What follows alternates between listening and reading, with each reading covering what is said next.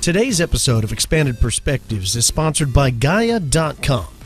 Help find your own truth by exploring perspectives you won't find in the mainstream on some of life's biggest mysteries. Whether it's grand conspiracies, breakaway societies, UFOs, ancient civilizations, lost wisdom, as well as the paranormal, all from your fingertips.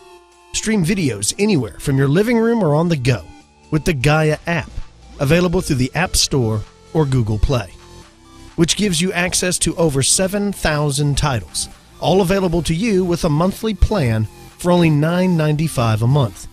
If you sign up now, your first month is only 99 cents. There are multiple plans to choose from, including a 3-month plan and an annual plan. You'll have access to incredible shows only available on Gaia, like Truth Hunter, Buzzsaw, Cosmic Disclosure, Beyond Belief, Missing Links, Hidden Origins, and Deep Space. Gaia is available on your Android or iPhone, Roku, Apple TV, and Amazon Fire. If you enjoy expanding your perspective, then you'll enjoy Gaia.com. That's GAIA.com/expanded perspectives. All one word, folks. GAIA.com/expanded perspectives.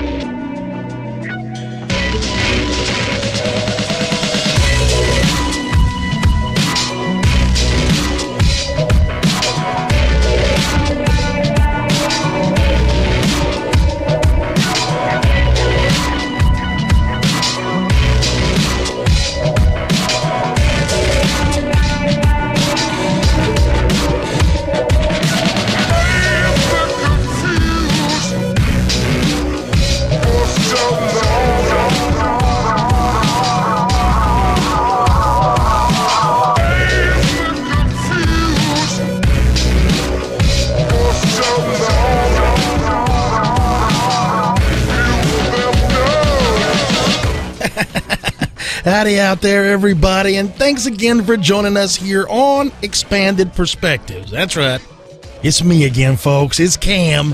And of course, as always, the man with the plan, the I'm going to watch hockey like a savage in the wee hours of the morning, the great beast, Kyle Filson. How's it going, everybody? I'm here, relaxed, ready to work.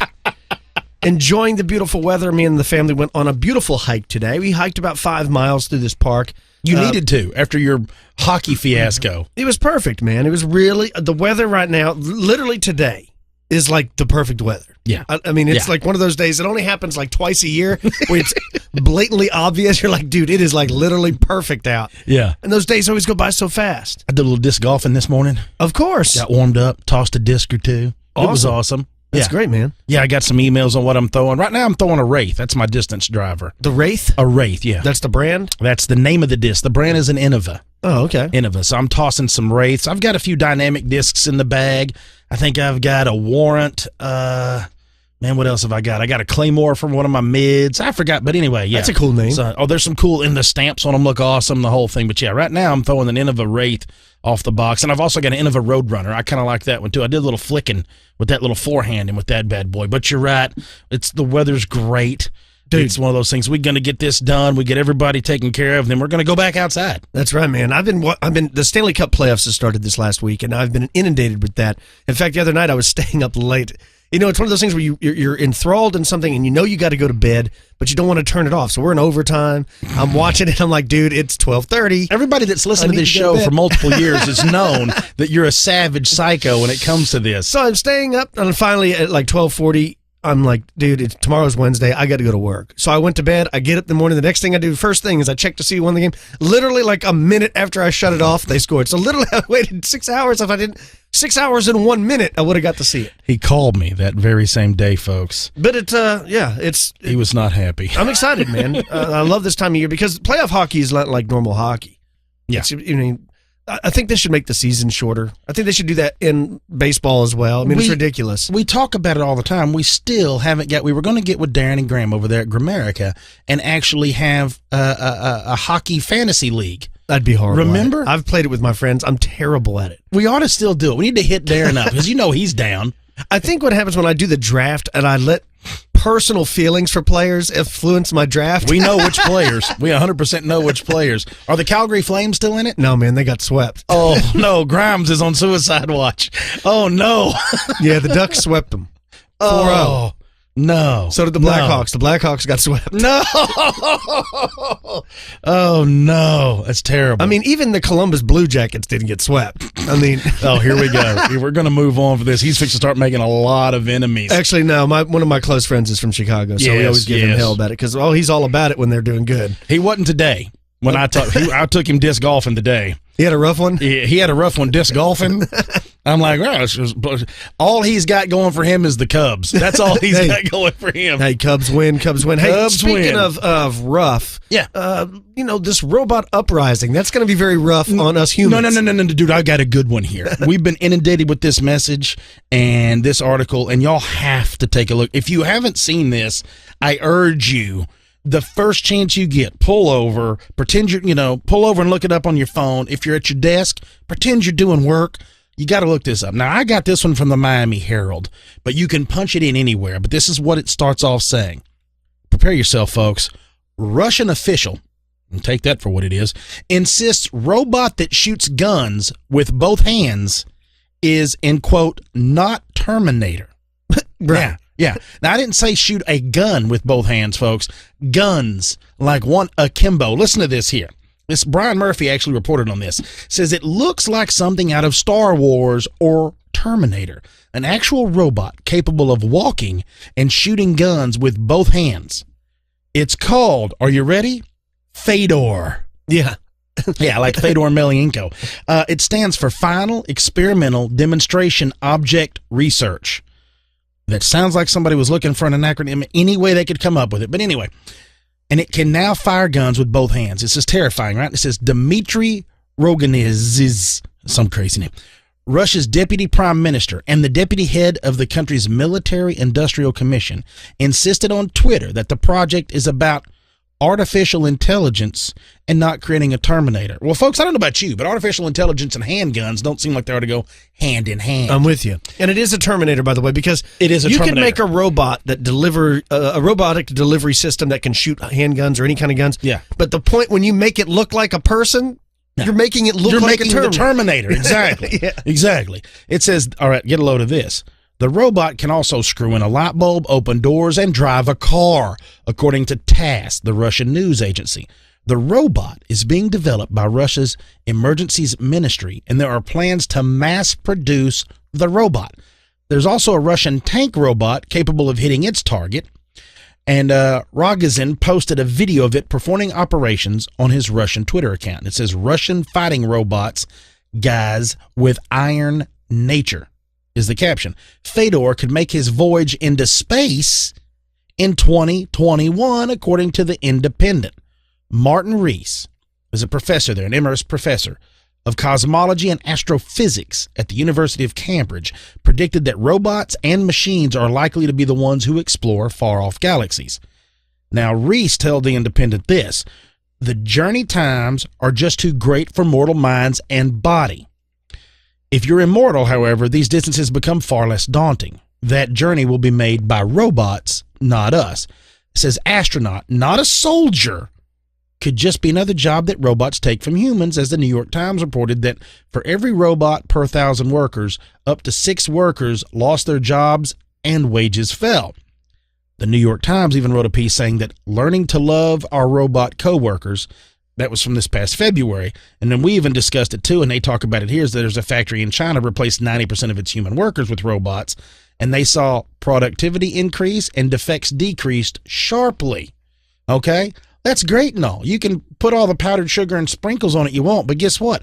It's still a Terminator. Right, and then they make the claim that they're going to send it into space. Why would you need a robot in space with handguns? A Kimbo 45 strolling around in space. It to space. They're sending it over here. Yeah, you're going to look up, it's going to be walking down the street. This is real. The robot uprising is in real. Rocky. If he dies, he dies. Yeah. He's walking around, and it's going to be Drago in the street. Look, we make jokes, we say it's terrifying, we play the cue the Terminator music. We play that all the time. This is truly the Terminator now. We were worried about the ones that we've been working where they couldn't kick him over and he's running and all this. They got one they're not worried about it walking so smoothly. They're not worried about the gait of an athlete. They're worried about, can it fire a lot of guns? Okay, we're down. Yeah, that's exactly right. And that's what they're doing with it. Man, well, maybe sometimes not just for cruel and unusual things and for terrible things causing havoc on humans. Havoc. Perhaps robots could be used for the good of mankind. Check this out. This comes from Reuters.com. It's an article by Ben Gruber. Oh, you've been looking at robot stuff, too. Oh, I always do. Oh, here we go. I get inundated with it. These robots, these chefs, are hoping to bring this invasive species of fish called the lionfish to restaurants via robots. Now, in case you didn't know, and especially if you're listening to us from another part of the world, which we have fans from all over the world, so thank you very much for listening. Anyway, if you didn't know, we have a huge problem with lionfish all along the Atlantic coast of the United States, but especially in warmer waters like those off the coast of Florida. You see, lionfish are actually an invasive species. They don't belong here naturally, and they're decimating our coral and reefs and other fish species all along the Atlantic coast. Now, originally, lionfish are native to the Pacific Ocean, and they have no natural predators in Atlantic waters. And it even talks about how females can spawn nearly 2 million eggs per year. Yay. It says lionfish are going to keep spreading, and it's not going to stop unless people step in and do something about it. So, as it turns out, some of the best cooks in the world think lionfish is delicious, and this is going to be the next thing. Recently, a group of chefs gathered in Bermuda for a competition they dubbed the Lionfish Throwdown, where they challenged one another to come up with the tastiest solution to the problem. I got you. Of this invasive, lionfish. So what they're trying to do is they want to offset this population explosion by catching them and eating them. We're always talking about how tuna is running out. The world's oceans are running out of fish to eat. They're saying that this lionfish is delicious. It's just not popular. So we're going to try to make it popular. They said that the problem is twofold because, first, they have to convince people that lionfish are delicious, and number two, they have to figure out a way to catch them and to catch a ton of them. Now, a guy named Colin Angle, who's the executive chairman of iRobot Corporation, a consumer robot company that builds and designs robots, says, on reefs where sport divers are actively diving with harpoons to try and control the lionfish, they actually do a pretty good job. But that's a very small percentage of the ocean. We need something far more flexible that can go far deeper for far longer. Now, Engel, who recently founded Robots in Service for the Environment, a nonprofit organization set up to protect the oceans, built a machine named the Guardian, specifically designed to hunt and capture lionfish. He says we basically drive the Guardian up to the fish, position it between two electrodes, apply a current to stun the fish, which knocks the fish out, and then there's a motor in the back of the robot which creates a current into the robot that sucks the fish into the robot, then it captures it. And it can do this over and over and over. It can capture up to 10 fish before resurfacing, and it doesn't kill the fish. So, much like when you're going fishing for lobsters or whatever, they catch them, they transfer them into the tank, then they sell them in a fish market or something. They're not dead, though. And these robots, they're sending them down there. They're stunning the fish with these electrodes, capture them, keeping them like in a live well, I guess. And this is their plan to try to offset the explosion of lionfish up and down the coast. I know that the fish itself has like spikes on it and is poisonous and stuff, but they say it's delicious. So, would you try it? I know you're a big fan of sushi and sashimi, right? I would like to try it. Hopefully I'll catch my own. I'm not scared. Yeah, I wonder how. I don't know. I wonder if you're allowed to catch them. I guess you can. I don't got to get in the ocean to catch them, though, right? Like I catch them on a rod and reel. Yeah, that's what I'm saying. But you still have to be in the ocean. You have to be on a boat or something, or a kayak or something. Now, one more reason not to fall in monster soup. You get in there with those lionfish, right? Well, so this is a case where robots are actually being used to help us, not destroy us. Yeah. Well, for now. Yeah. For now, and then they just start just destroying the oceans after that too, because you can't trust them. Can't trust a robot. You can't even trust your phone. I mean, you and I already have dropped phone calls left and right. Now we got to trust robots to capture lionfish. Get out of here with all that talk. I got you something here from our homie at Phantoms and Monsters, Mr. Lon Strickler. He posted this up that come from MUFON. Now, this is a heck of a sighting, folks. This is something we got some cool sightings coming up. This is something that's really, really cool. This comes from Kentucky back in November of 91. It says that the witness states that he was working on a 160-acre farm at the time, and one day while eating lunch with a friend, he was told that there had been some hunters sneaking onto the property. He finished lunch, got his gun, and started walking down the fence row, planning to cut into the woods and sneak up on them. He'd been out there around 45 minutes to an hour and was making his way through the woods when suddenly something stepped out from behind a tree. He yelled, "Friend or foe?" and pointed his gun at it. He couldn't believe his eyes, because there standing in front of him and his gun was a 3.5-foot tall gray being.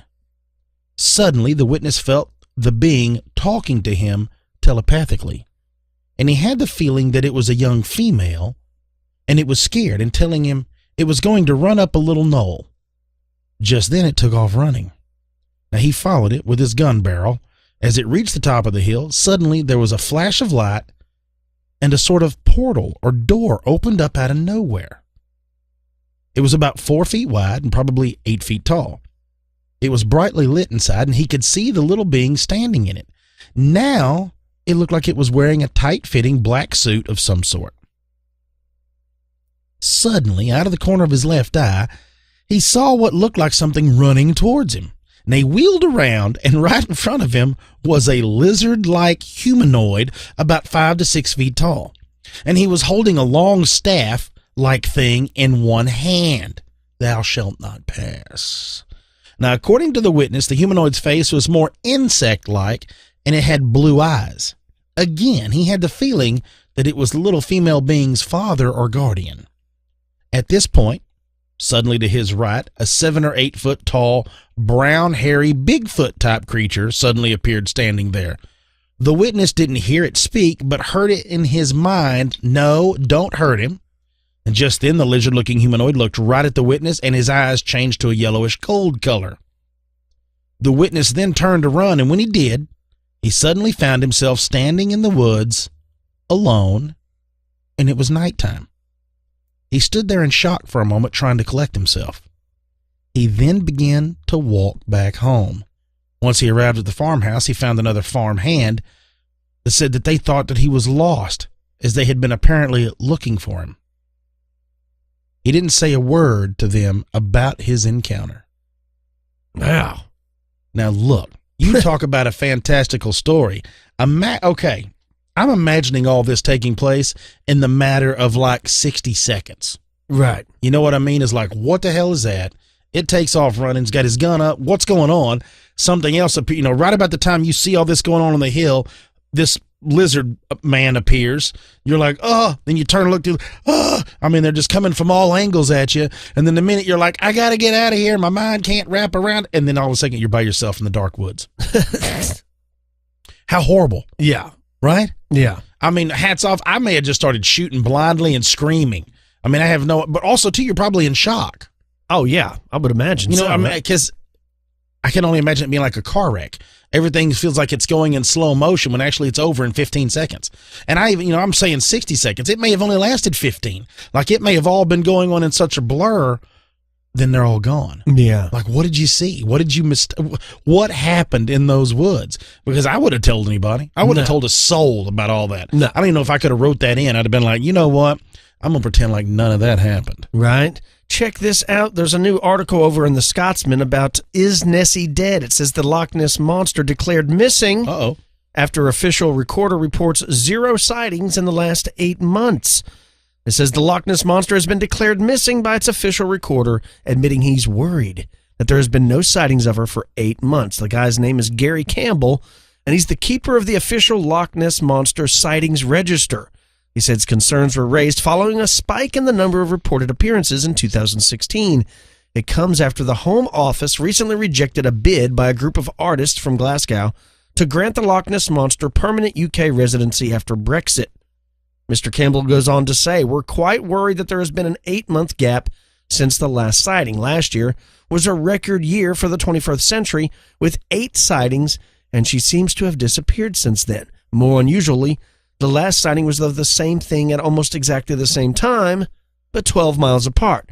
It's been said that maybe the family Ness is having a domestic problem since they haven't stuck their head above the water since. Says the last time this happened was 4 years ago, but we're hoping that with more people around starting in Easter, maybe someone will start to see something. They said that there's a prize for the best sighting, so maybe it'll encourage someone to come forward. They said a lady from Texas won £1,000 last year for taking a picture of something large and dark under the surface. Nessie is seen in the winter, but she's seen much more common in the summer. And they say the reason is easy. First of all, there's more people in the summer, and there's much longer, hours of daylight. The weather seems to be better, and people are constantly walking around with their phones and everything, and webcams, and taking pictures of things. It says that that's what they're hoping for, but they're wanting to know what happened because they haven't had any sightings in a long time. So maybe if it is a real thing, maybe she actually, or it, I don't know why I said she, maybe Nessie is dead. I want to know how you got the job of being the official chronicler of Nessie. I don't think too many people applied for it. I mean, you know what I'm saying? It's probably a self-created position. I want to know how you get that job. Like, how does that look like a business card? That sounds awesome. Well, it's not a very busy job. I mean, because in 8 months, he hasn't reported one thing. Yeah, right?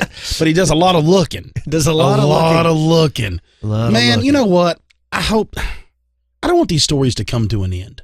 I don't either. I enjoy the sightings and the what ifs and all that. If it all just ended, if from this day right now, nobody saw another shadow person, nobody saw another Bigfoot, a UFO, a Nessie, any kind of cryptid. I mean, granted, like we always said, there's enough stuff in this world to really be full of awe and wonder. But also, too, you kind of want to be able to see that. You want to be involved and have these experiences because it kind of adds some spice to life. And that being said, folks, when we come back from the break, we're going to get into some stories that you, the listener, has sent us about this spice of life interactions that they've been having with the strange and unusual. So when we come back from break, we're going to jump into a few listener stories, folks. You're listening to Expanded Perspectives.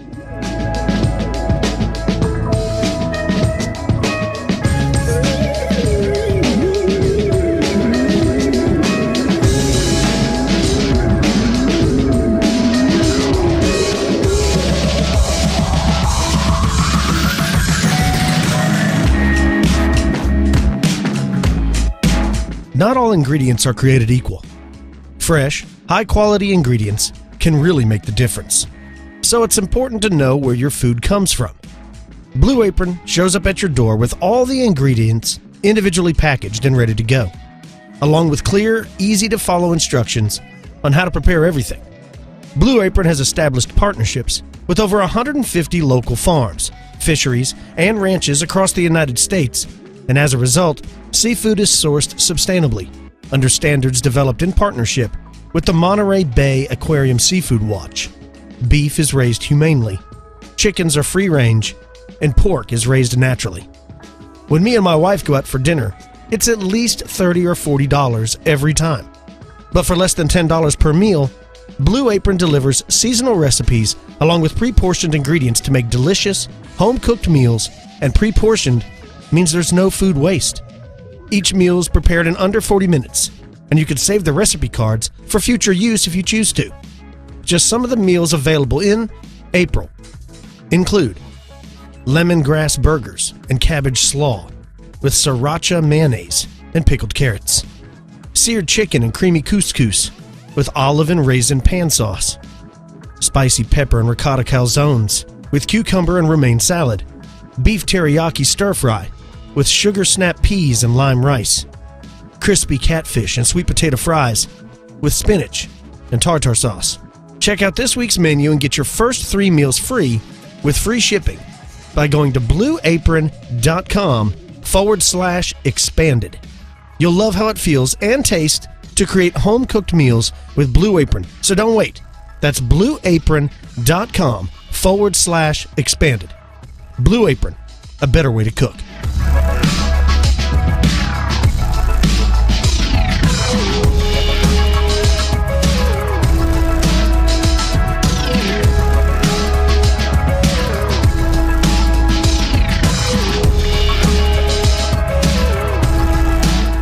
And we're back with Expanded Perspectives.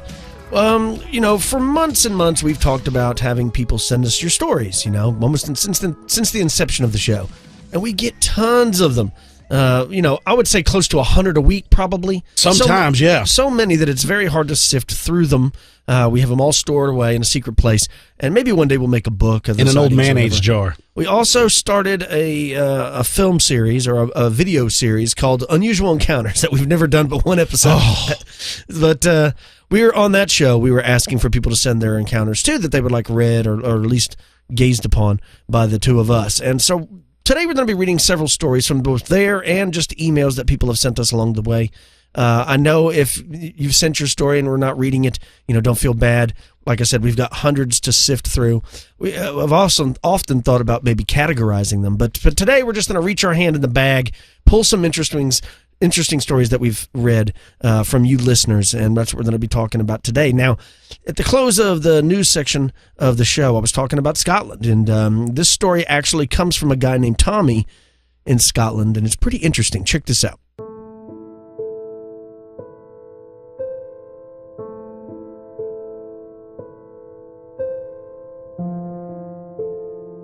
Hey guys, I've written up an experience I had when I was young. I feel I'm at a stage where I'd like to open up and talk about it. I'm a huge fan of what you do, and I've been an elite member for a long time, and I wanted to share it with you. I'd love to hear your thoughts on it as well. A small disclaimer. I've also sent it to someone else you both know, but I don't think I went into as much detail. Anyways, here it is. I'm from a small town in Fife, Scotland, called Newburgh. I grew up in Newburgh and spent the first 21 years of my life there. The town is actually celebrating its 750th anniversary this year. So, as you can imagine, it has a rich history. The town is situated between the River Tay, which is the longest river in Scotland, and rolling hills and farmland. So essentially, on one side, you have nothing but water, and on the other, nothing but green. The town was originally founded by the Picts, and then later was mainly inhabited by monks for a very long period of time. In fact, many of the buildings and structures which the monks built still stand today. The town's population is around 2,000, and it's a beautiful little corner of the world. It's a quiet, unassuming place, and although I don't live there anymore, my family does, and it'll always be my home. I wanted to give you an idea of the setting of my story, as certain geographical features play a part in the actual story. Now, I've had other experiences there, and I have friends and family members that they too have had experiences. My primary school used to have book fairs, and every few months, where pupils and parents could buy books, both fiction and non-fictional.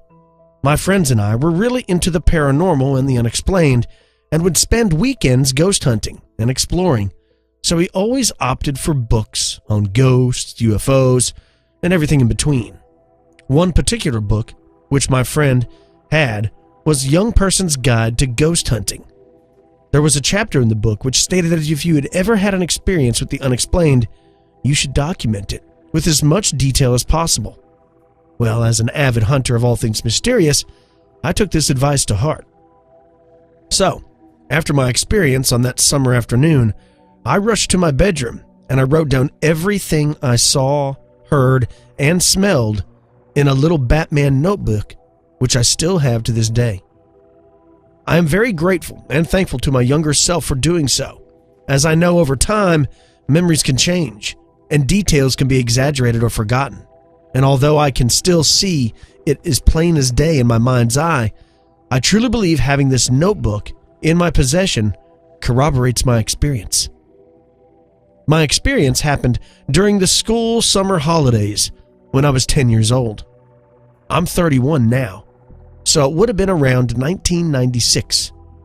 It was an incredibly hot day. There wasn't a single cloud to be seen in the sky.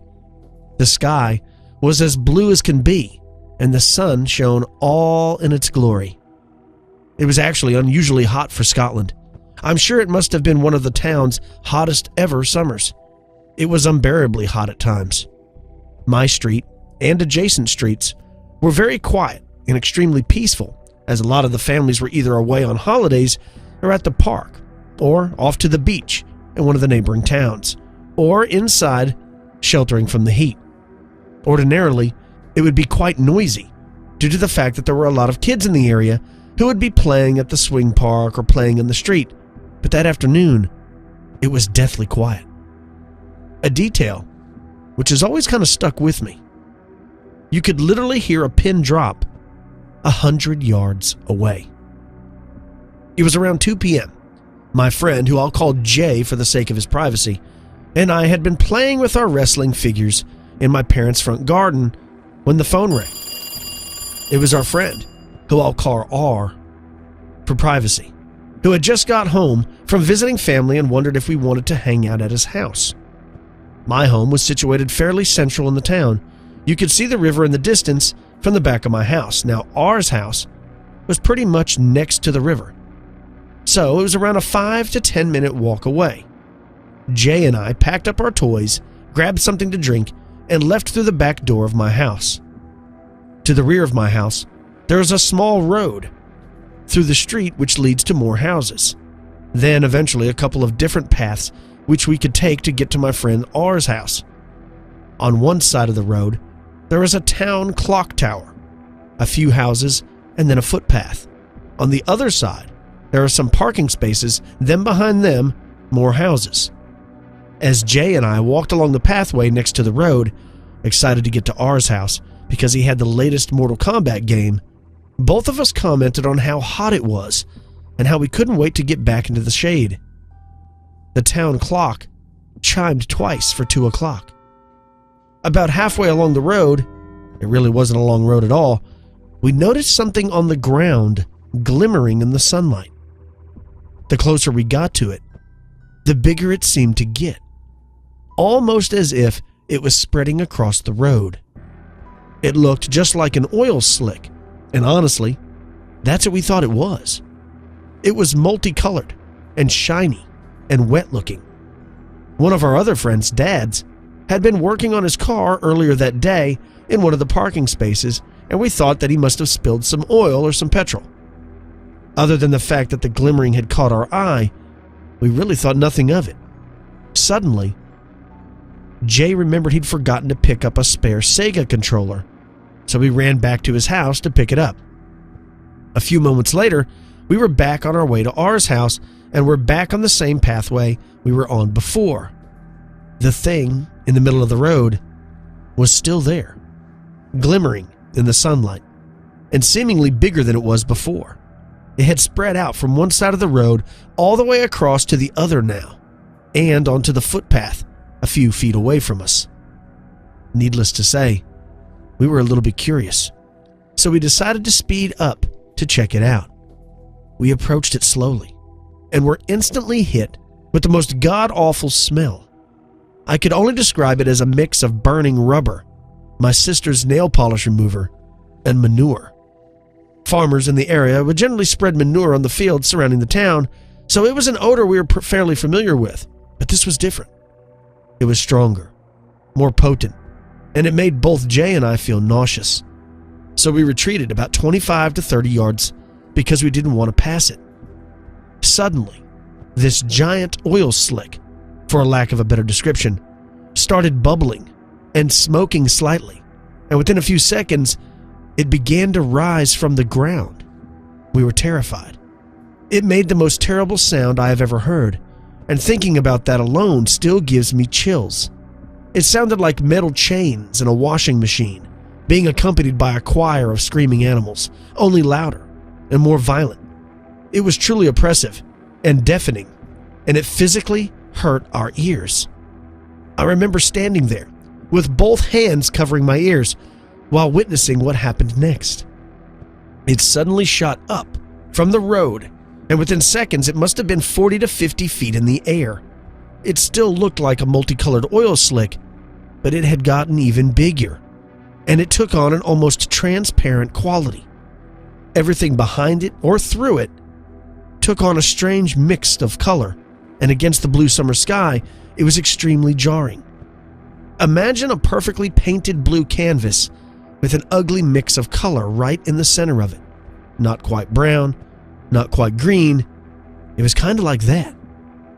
The thing was still bubbling and smoking, and it was still giving off a horrendous odor and emitting a hellish sound. We stood there frozen in terror, unable to take our eyes off of it.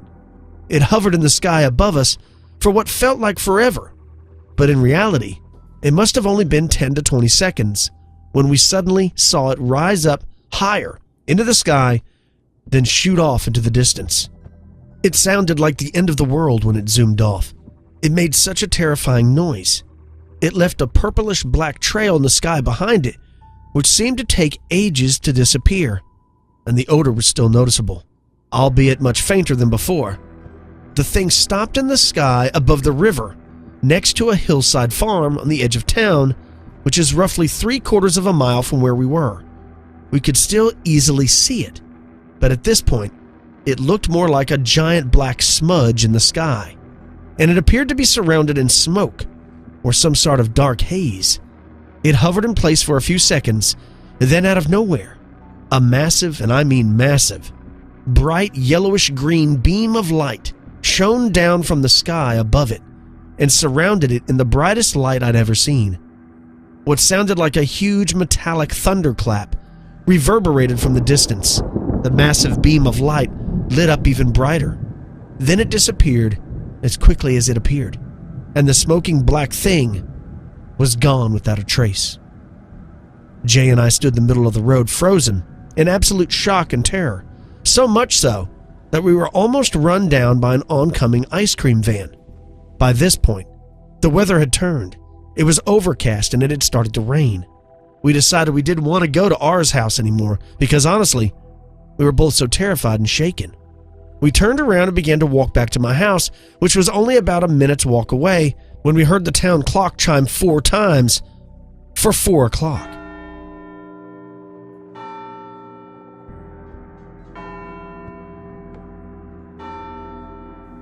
Jay and I commented on the fact that the clock must be broken because it had literally just chimed for 2 o'clock a few moments ago.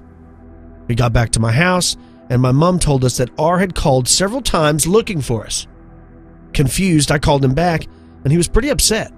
He asked why we hadn't gone to his house, and he was pretty angry that he had to hang out with his little sister for the last 2 hours. He said he could have come to my house if he didn't want to go to his, and we didn't have to ditch him without telling him. I was utterly baffled, and I had no idea what he was talking about. We had literally just been on our way to see him. I looked at the clock in my parents' living room, and it read 4:05. I asked my mom about the correct time, if it was right or not, and you guessed it. She said, yeah, it's 4:05. Not only had Jay and I witnessed something completely strange and unnatural to us, we had also somehow lost 2 hours of time.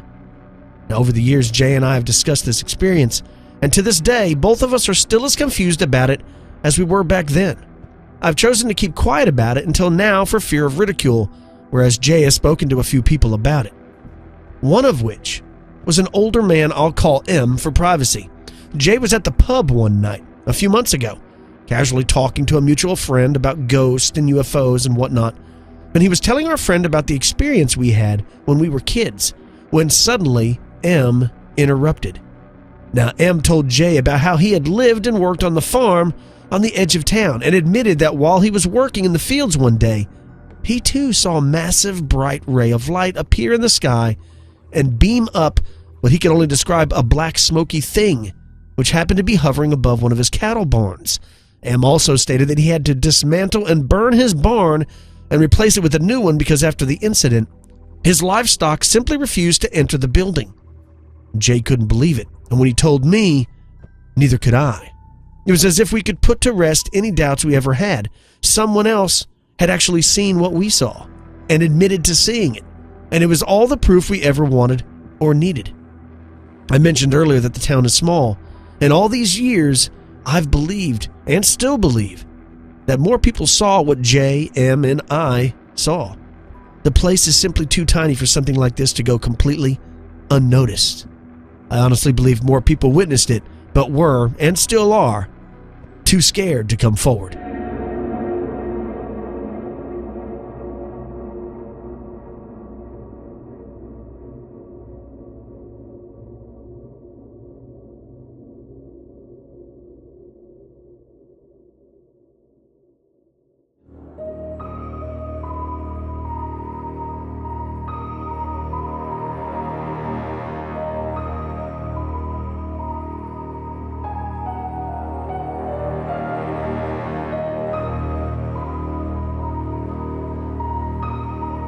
I've been listening to your show for several months now, and I love what you guys are doing. And this story I've shared with some close friends and family, but never so publicly. And due to the nature of my work, I wish to remain anonymous. But with that being said, here's one of the most uncomfortable things I've ever seen. I joined the United States Air Force in late 2006, and after some months of training, I graduated from the Security Forces Academy.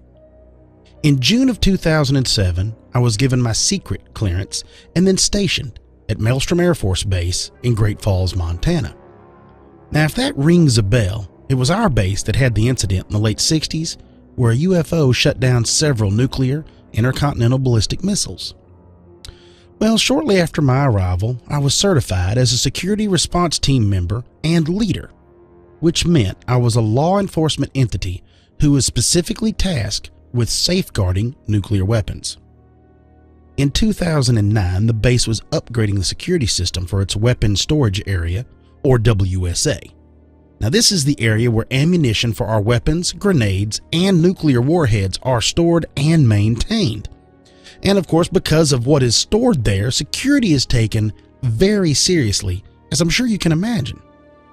It was the summer of 2009 that I was rotated in to pull extra security for the WSA, which mostly meant sitting inside a chain link fence with an M4 rifle looking for people trying to break in.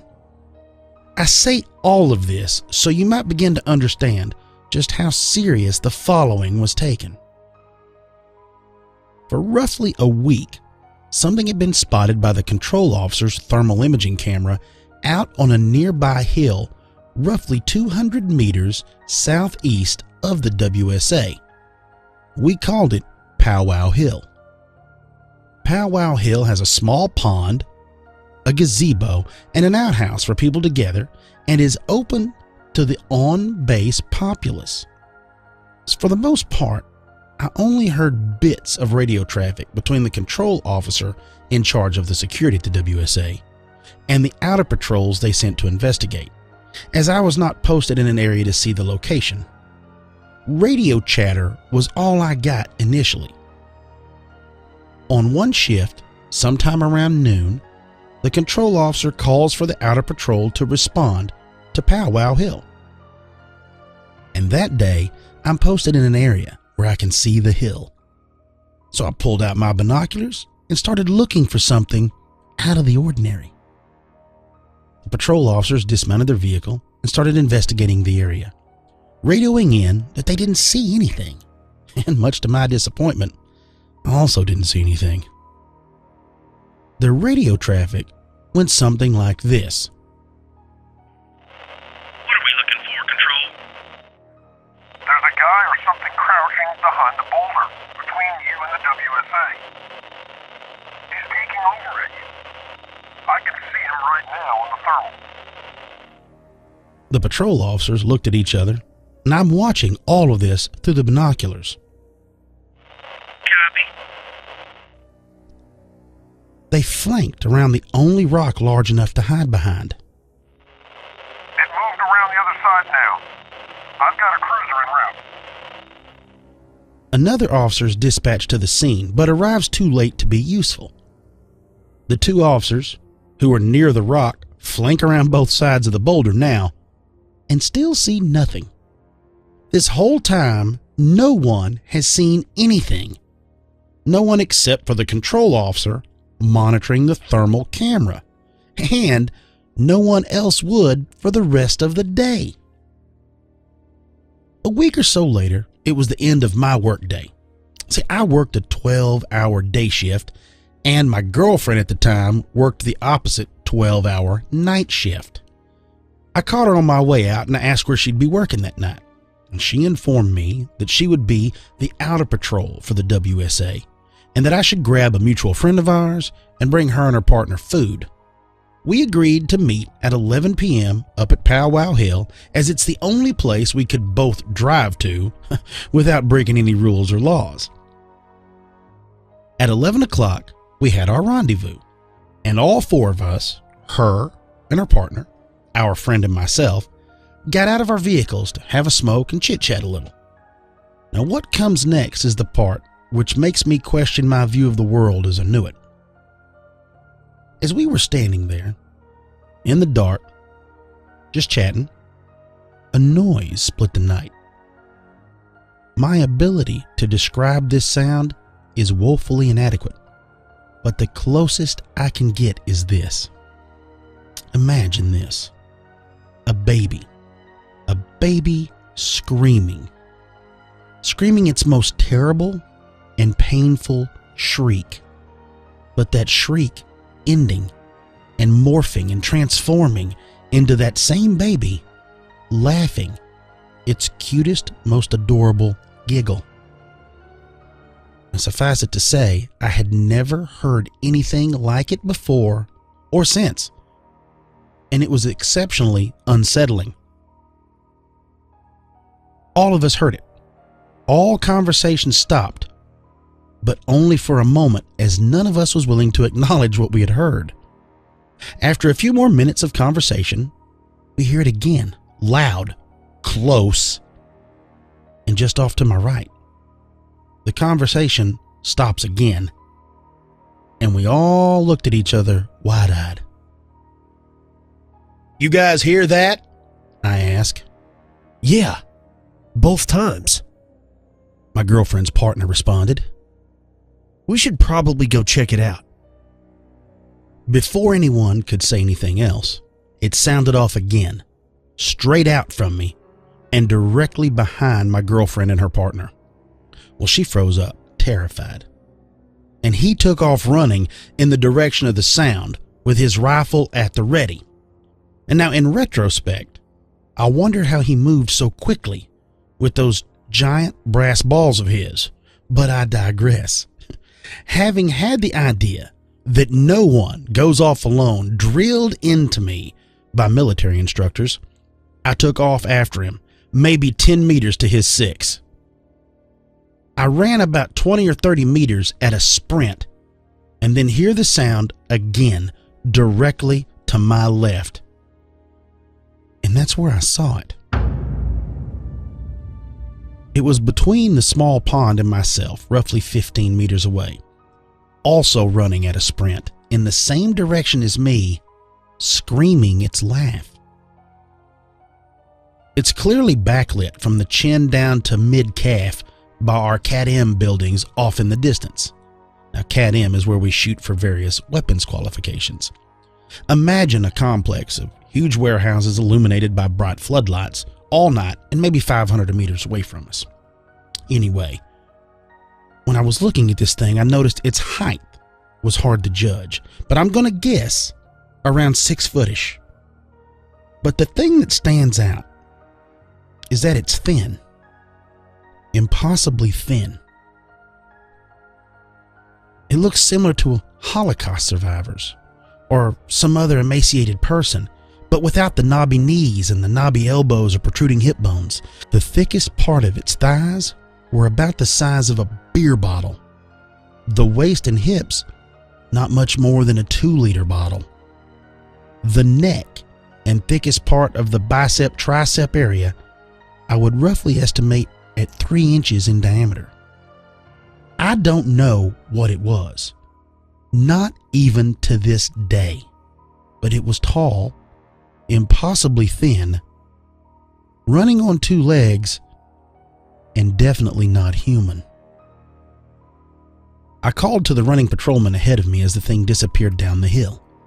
He returned to me and I explained to him what I saw. We returned to the vehicles and he radioed in that we had spotted an intruder on Powwow Hill.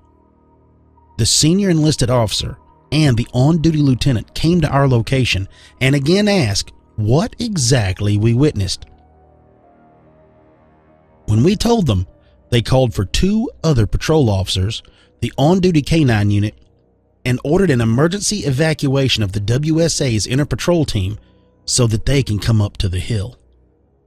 In 3 minutes or less of our calling in, our sighting there was a master sergeant, a first lieutenant, 2 more patrol officers, a K-9 handler and his dog, and a 5-man fire team, and an armored, heavily armed Humvee. I could hear just a little chatter over nearby radios from the WSA control officer about seeing something on thermals. And the dog was going nuts.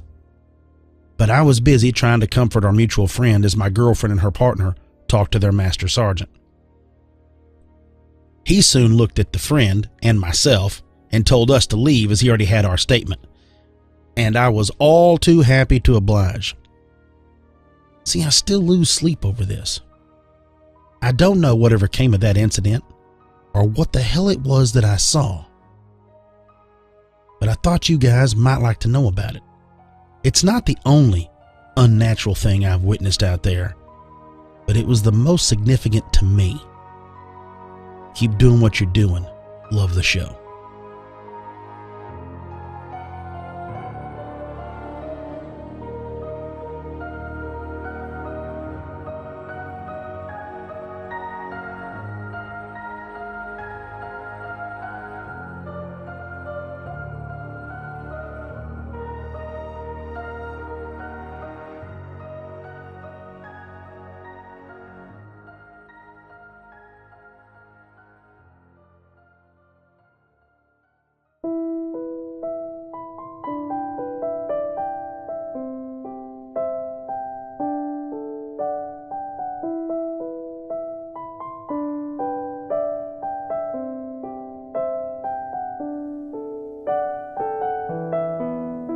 This next story comes from AM. I'm Canadian, currently in Toronto, Canada, but I'm from and returning to shortly the British Columbia. I am full of stories, and I've been listening for the last month or so. The podcast is great, and far better than the other radio show I've been listening to get my paranormal conspiracy interests going. The first story I figured I'd share with you, since you guys seem really interested in fae, fairies, little people, is an experience I had. To preface this, if you do share this on your show, please make up some fake name for me. This isn't something that many natives will talk about openly, as it's a part of our culture, and there's a lot of aspects of our ceremonies and beliefs that aren't open to outsiders. It's secretive, out of necessity. For many tribes, as Canada and the U.S. both outlawed our traditions, among other things, in our near history. This is something well remembered, as it's only 1 or 2 generations removed. This mistrust of outsiders is something you've probably noticed when outsiders, or researchers, come onto reserves, asking questions of elders regarding things like spiritual or supernatural, extraterrestrial or star elders. Now, I'm half native, Mohawk, from the upper Great Lakes, with a Dutch-German father.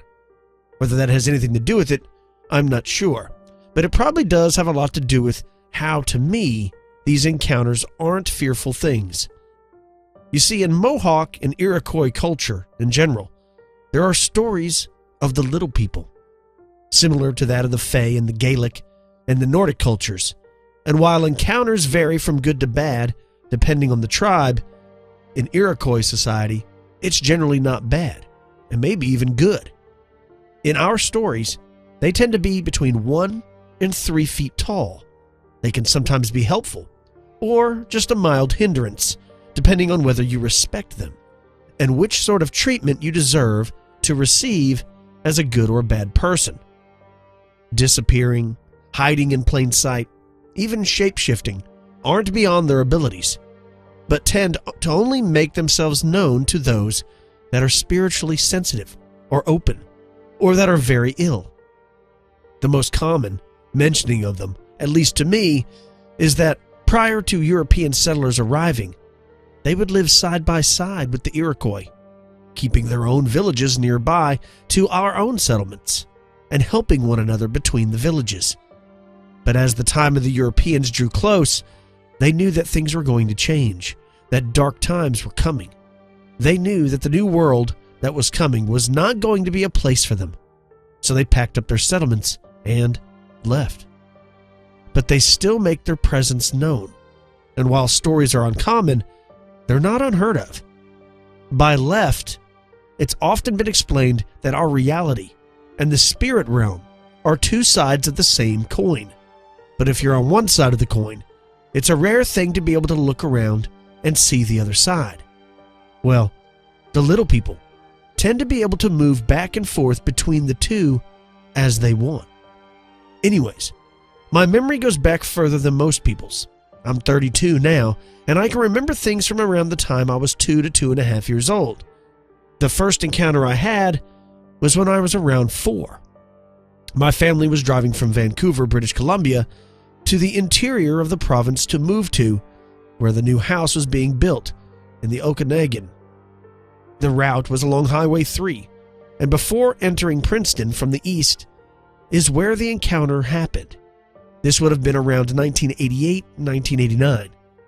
I remember very clearly that we were in a relatively new Astro van, with me having the back seat all to myself, playing with my Matchbox cars.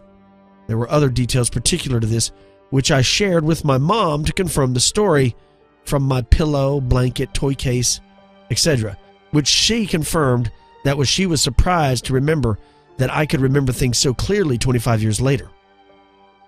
I was somewhat bored and had been pretending my cars were going behind a tunnel which I made from my pillow.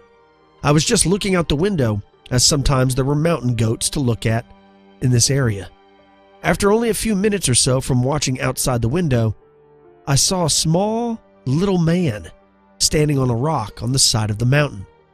I remember it seemed strange, and I'd never seen a man like that before, because while he looked old to me, similar to an older man like my grandfather, he would have been about as tall as I was back then, which is to say, maybe 3 feet tall at the most. In the couple of seconds it took for us to pass, time seemed to slow down, and me and this little person locked eyes, me in disbelief, and him with a knowing look. I don't recall much about the outfit. It was plain, in earth tones, nothing bright, and I was far more focused on looking at the face and eyes. He had thick black hair and something almost like a cloak wrapped around them. That closely blended in with the light brown and gray scree of the slope they stood on. I seem to remember something of a hat, maybe wide-brimmed, but that part's a little hazy to me. Like I said, I locked in on the face, which for being so short, kind of reminded me of my grandfather's face, like an old fellow, weathered and creased in age lines. As this was on the highway, and my dad was one of those gotta-make-time types, this only lasted for a few seconds or two before we were past and flying around the next curve of the mountain. I was still kind of stunned and sat there for a few moments trying to process what I had just seen. I was young and still not used to seeing strange things like I am now. It certainly wasn't scary, just different. As a young kid, you expect adults to be of a certain size and dressed in a certain way. Still sitting in my seat, I remember thinking distinctly, that didn't just happen, did it? In response, I heard a voice inside my head, unlike anything I normally imagined when played on my own, and it replied, yes, it did.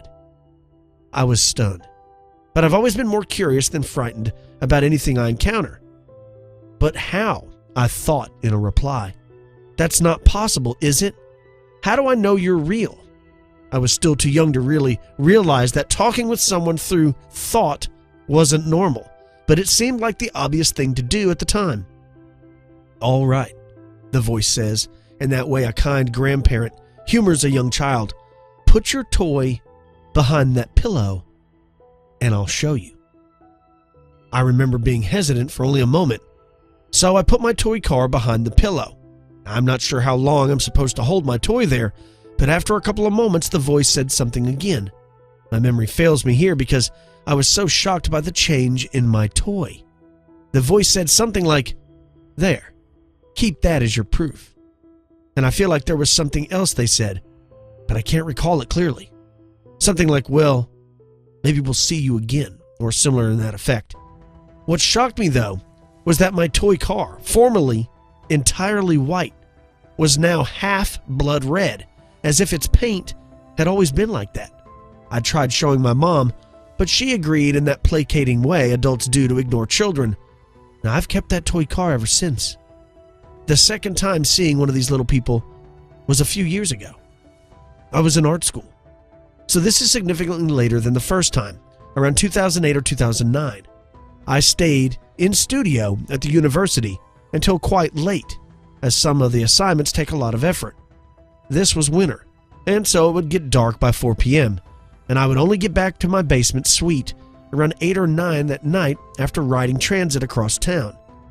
The day was uneventful, the air cold with snow and compacted ice on the roads. It was a short 10-minute walk up the hill from where the bus stop is on the main road nearby. Now, I always liked the cold, so I remember the crunch and squeak of the snow underfoot and how the chill and silent of the night it really was, with the faint light sparkling in the snow and the ice from the streetlights. I turned up the road to my place, only a block and a half from my house. At this point is when the streetlights on the end of the block all went out. I'd seen some strange things since that first occurrence, so right away I thought, well, great, ain't that something? There's nothing to do about it beyond keep going through. There's only one way to get to my house unless I want to double back and cut through a dark orchard in at least a 1 foot of snow or more. I do slow down a bit though, and check behind me. Though the road is empty, there's a T intersection to pass ahead, and I keep walking forwards. The lights on the other end of the T intersection are still all on. Things go very silent at this point, and I see what looks like a small shadow stand up from the ditch to my right. I stop in my tracks. Now, I'm significantly larger now than I was during my first encounter. I'm all grown up and I'm 6'2" now. But this figure, this one, was only 2.5 feet tall. They weren't even up to my hip, despite being up the hill from where I was standing, about 30 feet away. It walks slowly up from the small ditch and crosses in front of me at a relaxed pace. Now, I'm much more cognizant this time, and I try to take in every detail of what I'm seeing. They are proportioned, like a normal human, only that an adult were under 3 feet tall. It was slender, with a slightly hunched or bowed back, or possibly a small backpack. Their clothing is much more apparent to me, but takes a second to focus on. It almost seems like that stereotypical elf garb, where there was a slight brown or green to it, and almost seemed to have the patterns of leaf veins. This one was wearing a low-profile cap, no cloak, but either a satchel or small backpack. Initially, I thought this was solid, just in a shadow. But that was a false impression, as it crossed in front of me from the dark shadows of the ditch. As it walks perpendicular across my path, I can see the light of the street lights on, the iced over the road further down the street, right through it. Once it reaches the middle of the street directly in front of where I'm standing, it turns its head and looks directly at me without breaking its small stride. No voice this time, just 2 gentle points of light where its eyes are, and I get the feeling it's looking at me as if to say, yes, I can see you, as well as you can see me. No threat or fear, just amazement that I'm seeing something like this again. I kind of nod and think numbly, yeah. Without breaking stride, it looks away from me and continues along its path. With a few more seconds, it reaches the other side of the road and goes down the other shallow ditch. I try to follow with my eyes to see where it goes, but as soon as it gets out of the light from the road and into the darker shadows of the house's lawn, it seems to melt away and become indistinct almost right away, and I lose track of it. I stand there, not sure if I could continue on. I light a cigarette and finish the majority of that before continuing on. This was only 5 houses down from where I lived, and hunger won out over walking to a friend's place instead. That was the last time I've seen a little person directly, but I have a feeling they're just beyond our perception, watching and seeing what we do, and sometimes looking out for us.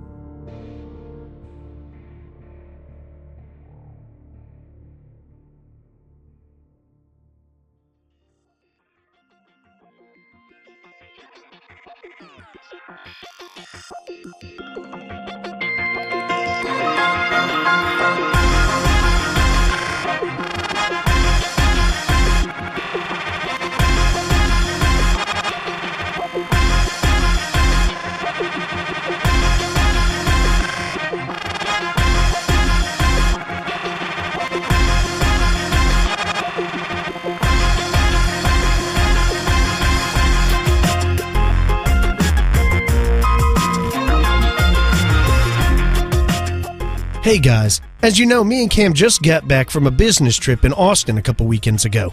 Now we only have to make business trips every once in a while. But I know lots of people who travel all the time. Many of you are listening to this right now or on a business trip. Anyway, I discovered something really big. The best new way to pay for any business travel.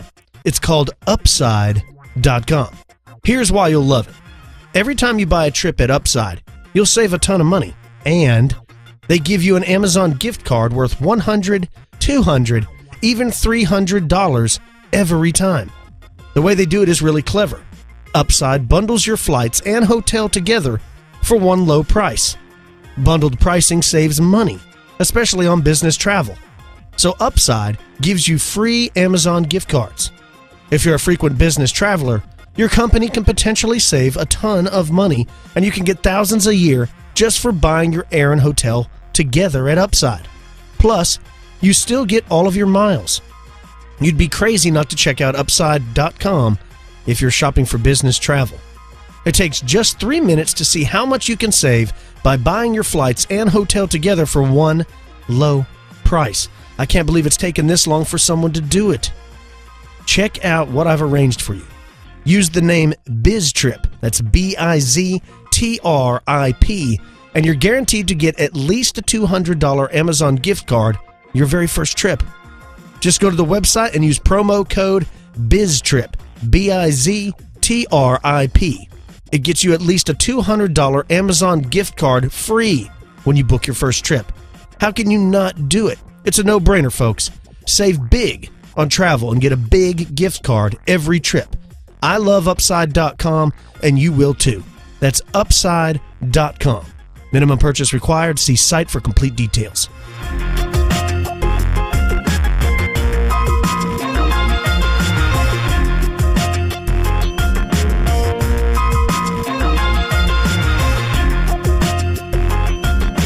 And we're back with expanded perspectives. There's nothing really to call these but unusual encounters. I mean, what it's very strange sightings, right? Let's start with the first one. Let's talk about Tommy's sighting there in Scotland, where him and his buddy, remember, they were walking to a friend's house to play a little video games. Then play some Mortal Kombat. You know, I remember that game. Mortal Kombat. Yeah, that's a great game. They come upon what looks like an oil spill or something in the road, something shimmering and bright that begins to smoke and then boil and then create this terrible smell and then this horrific sound. And then the thing actually levitates off the ground, flies down the road, hovers down there, and this giant light shoots out of the heavens and sucks it up. They don't know what to think. No joke. He documents it in his Batman notebook or whatever. You know, he's glad that he did, and I'm glad he did too, because like he was talking about, your memory fades you. Yeah. He wrote it down. He was able to document it. Thank God he read that book he got from the book fair. Right, exactly. And then years later, he hasn't really talked about it, but his buddy was mentioning it at a pub, and he runs into a fella that he saw the same thing. Yeah. Without knowing that they had seen it, to kind of corroborate the story. And I like the fact he said that he had to tear down his barn and build another one. Yeah, because animals won't go in there. My thing is, okay, let's put it out there. Okay. What could this moving globular oil slick thing be? I mean, I'm a Dapper Dan man. I guess if extraterrestrials are visiting from another dimension, another universe, something like that, that this is some kind of reconnaissance device that they've sent down, and it's going along the Earth. It's taking soil samples. It's taking temperatures, air samples. Who knows? That's as good a guess as any. Right, but I mean, outside of that, what could it be? Is that in fact an alien life form? Do aliens from another dimension or another planet look like oil slicks? It feels like that's an alien life form. I mean, that's what it feels like. You know what I mean? Like the blob.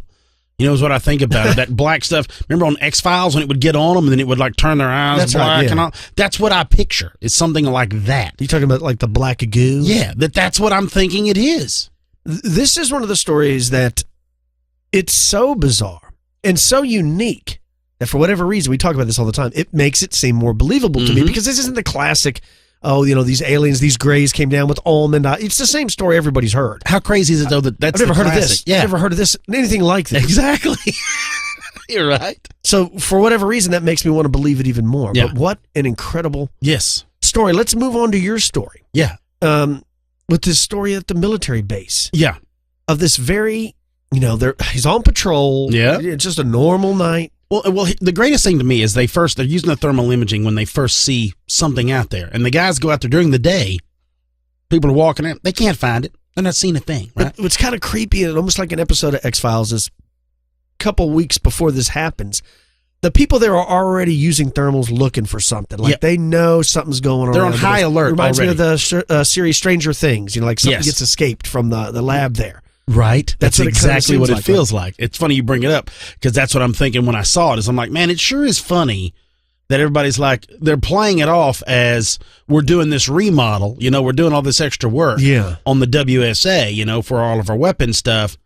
But yet, it's almost like that's an easy story to tell somebody, that this is what we're going to be doing. Right. This is what everybody's going to know. When actuality, something got loose, or we don't have tips on something's gone.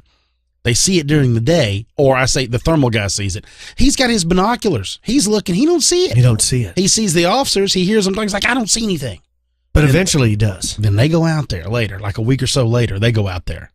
So the whole time it's still lingering close. Yeah, whatever this is. And he hears that laugh, the crying, shrieking, then it turns into a laugh.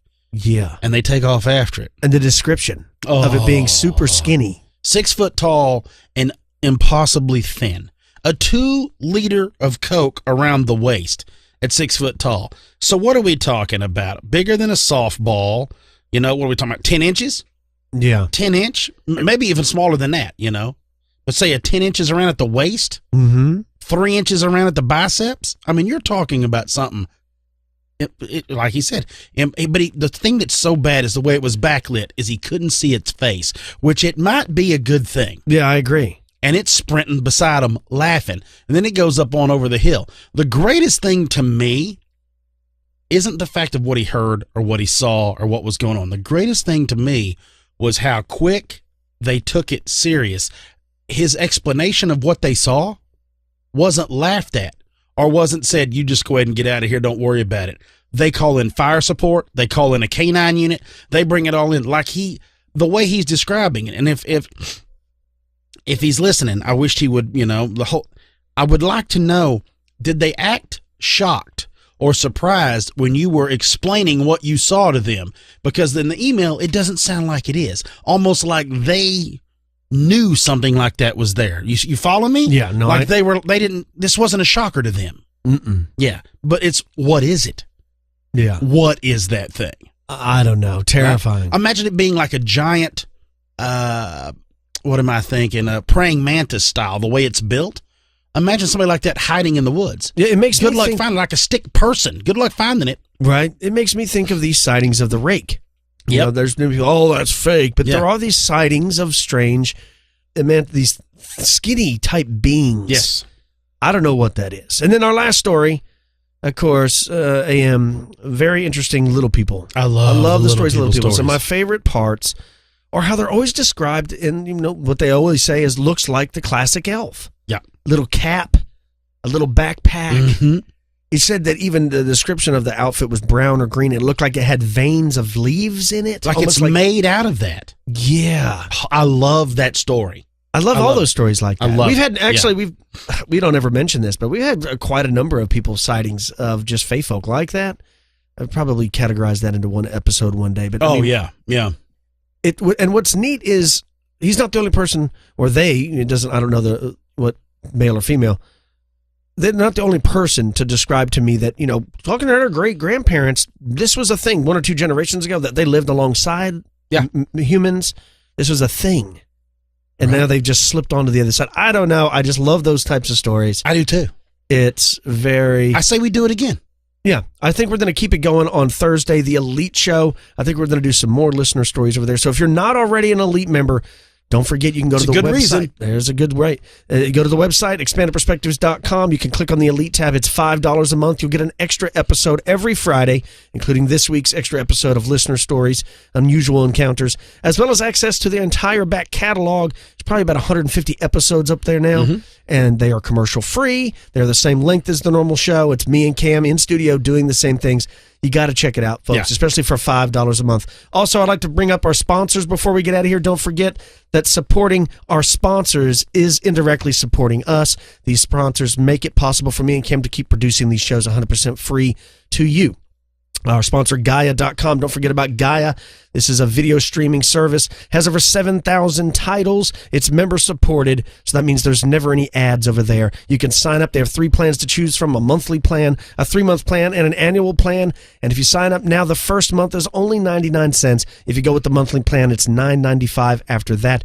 There's all types of cool shows on there. I talk about it all the time, whether it's Truth Hunter with Linda Moulton Howe, Beyond Belief with George Norrie, Hidden Origins with Michael Tellinger, and the list goes on and on and on, as well as transformation and yoga and meditation.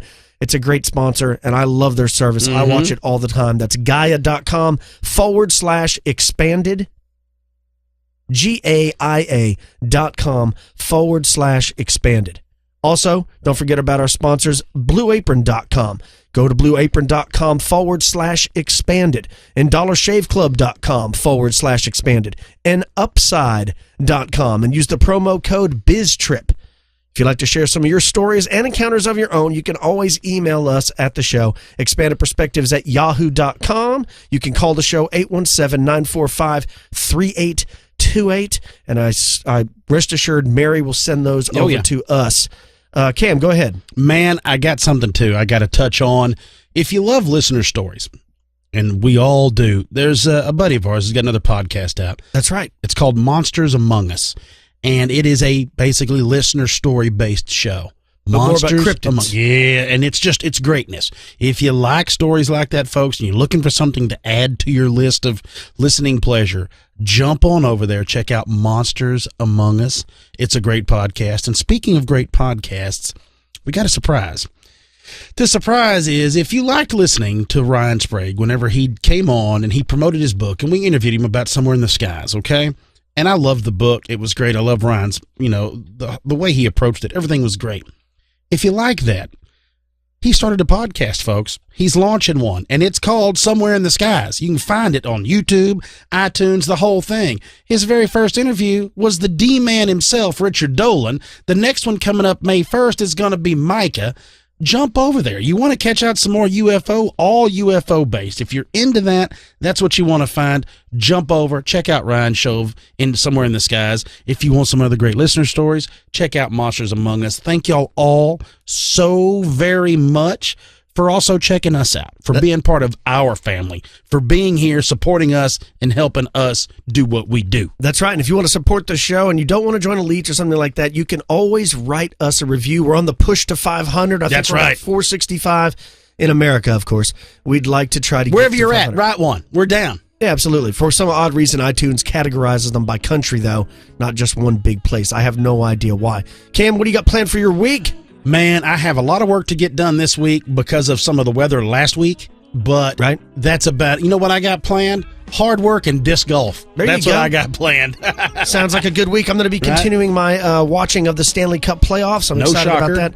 And that's about it for you. Elite members will be speaking to you again on Friday. For everybody else, have a good week. Give someone a hug. We love y'all. For Pretty Lights, Intertradition Books, New Page Books, Anomalous Books, Llewellyn Books, Ancient American Magazine, Gaia, Blue Apron, Dollar Shave Club, and Upside, I'm Kyle Filson. He's Cam Hale. Peace, y'all.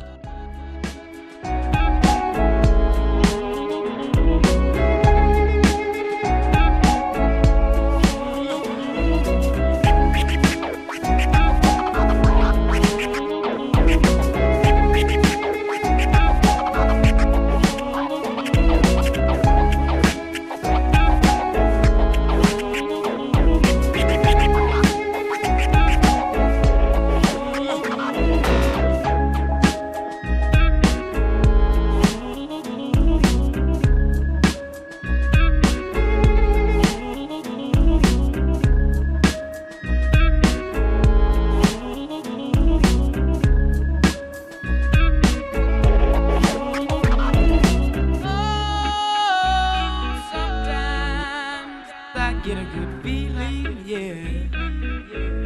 Get a feeling that I never had before. No, I get a good feeling, yeah.